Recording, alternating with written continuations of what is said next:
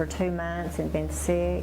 Been hard enough these last 3 days for the children of Louise Hicks, but it got much worse after an unidentified woman walked straight into Sunset Memorial Home and stole their mother's wedding ring right off her hand. We were heartbroken enough losing my mom, but then it killed us, made it worse. The video captured by Sunset Funeral Home security cameras shows this woman leaning into the casket and forcefully pulling Louise Hicks' ring off of her finger. The funeral home says this is a bizarre act. They've never had nothing like that happen before. The woman in the surveillance camera left Hicks' hand like this. Her ring was off of her finger and it was had been yanked and pulled on, and it was really red and it broke her skin. Hicks' daughters are still in shock and can't believe anyone would steal from another person, much less someone who can't protect themselves. There's no one to protect her there.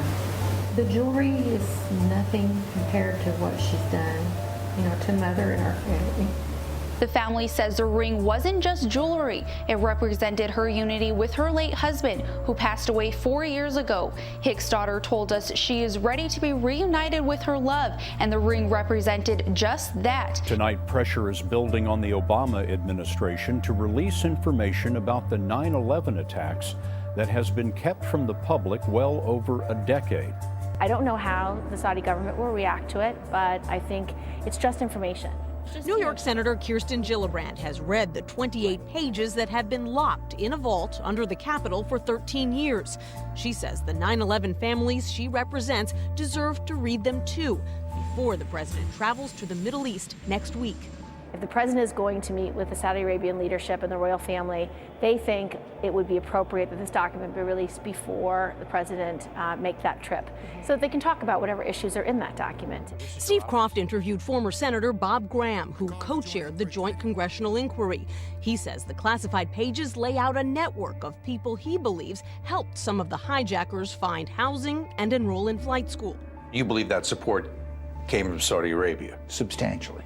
And when we say the Saudis, you mean the government, rich people in the country, charities? All of the above. Graham and the report's other authors say the Bush administration insisted the 28 pages be classified for national security reasons that are still unclear. A review by the Obama White House has dragged on for years.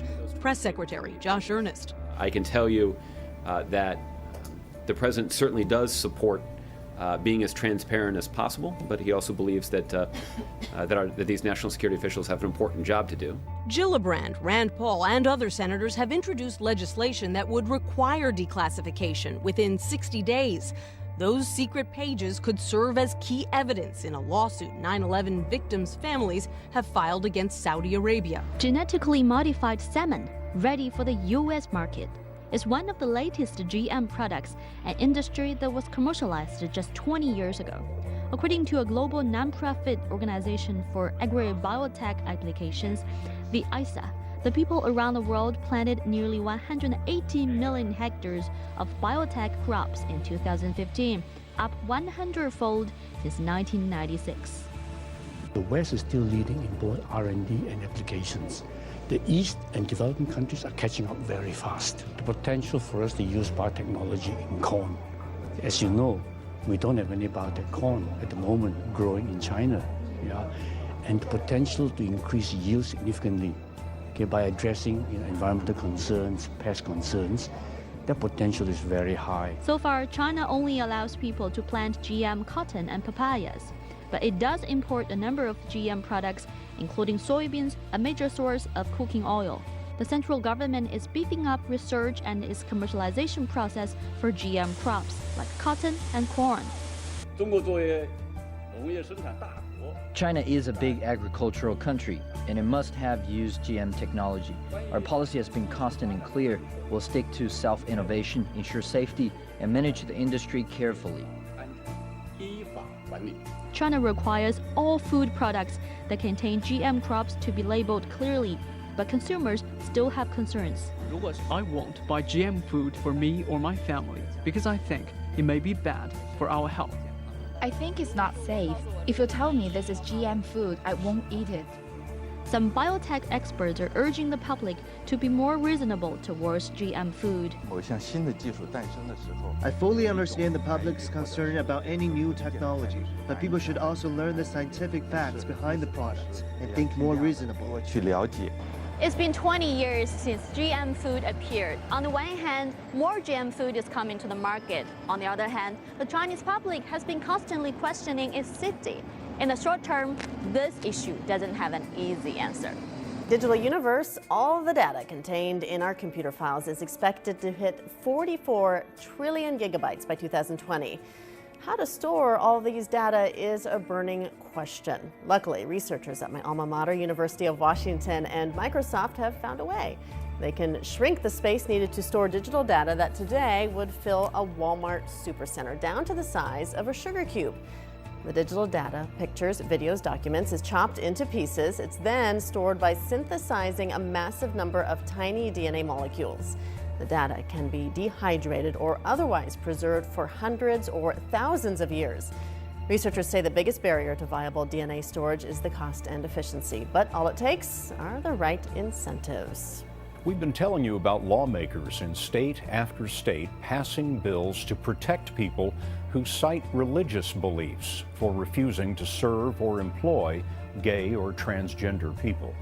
We wondered why so many of these laws, including some that limit access to public restrooms, are surfacing right now.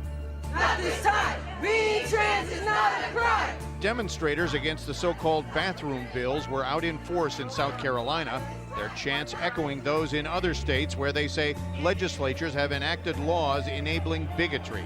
Shame, shame. But while they protested, the conservative group that's helped author many of those measures protecting religion over sexual orientation was working at its Orlando area office on new ways to uphold what it says is really at stake.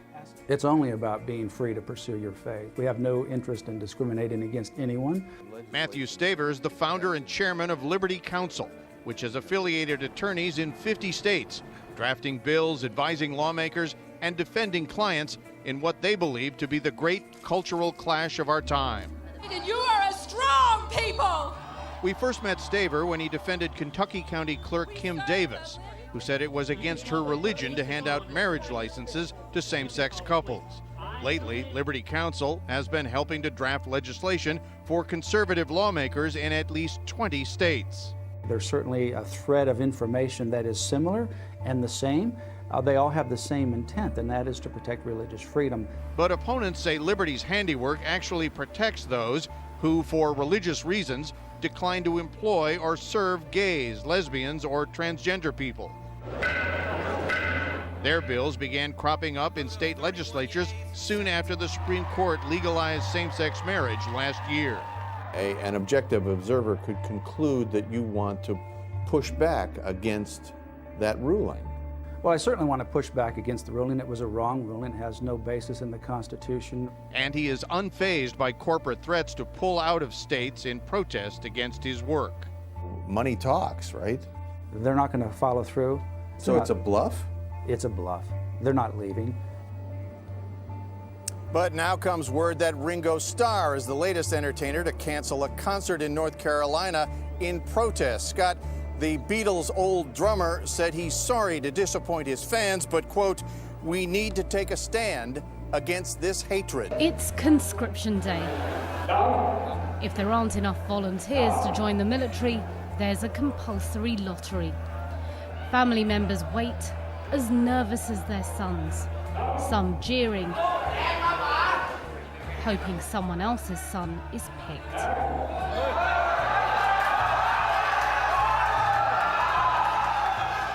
Not everyone wants to join the military.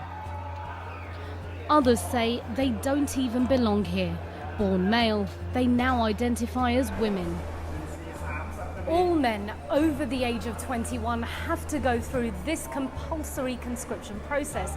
Women can apply to be in the military by taking an exam, leaving transgender people in limbo. Conscription law applies to a person's gender at birth, not their personal gender identity. 23-year-old Kasika Tepitak has been taking hormones to become a woman for 4 years. People look at me in like stare at me, but I just get used to it.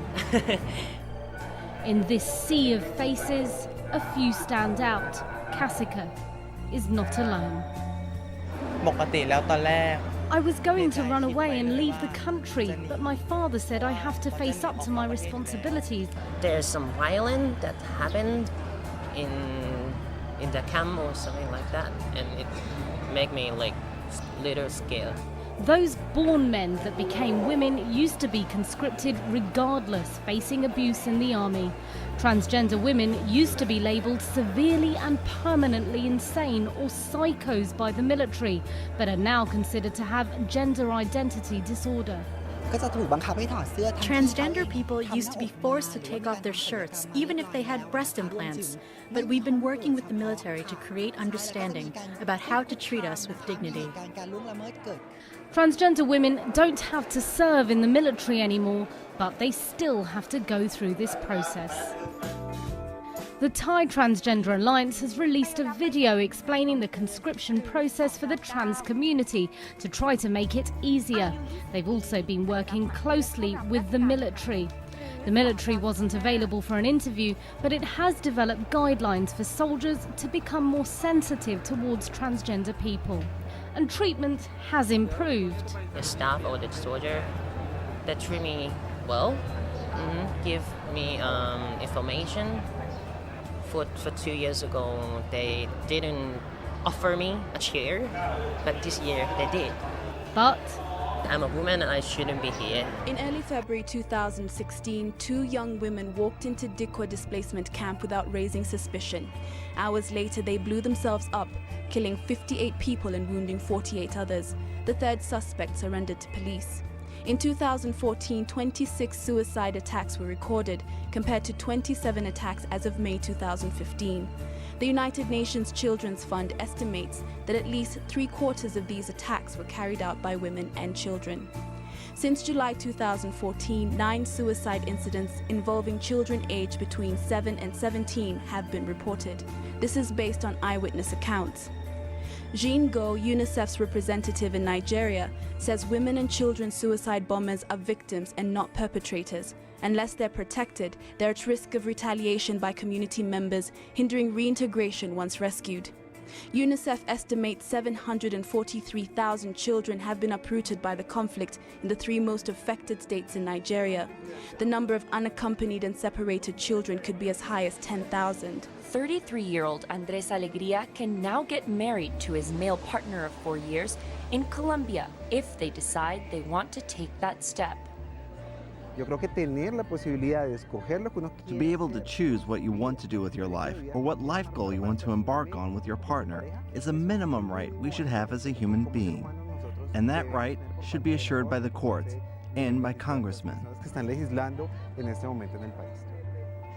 Last week, Colombia's Constitutional Court voted 6-3 against a proposed ruling that declared marriage was between a man and a woman and that it was up to Congress to decide the issue.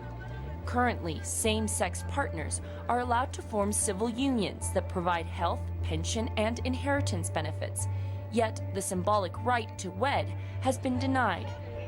After the ruling, some of Colombia's marriage equality activists celebrated at the footsteps of the highest court's Palace of Justice.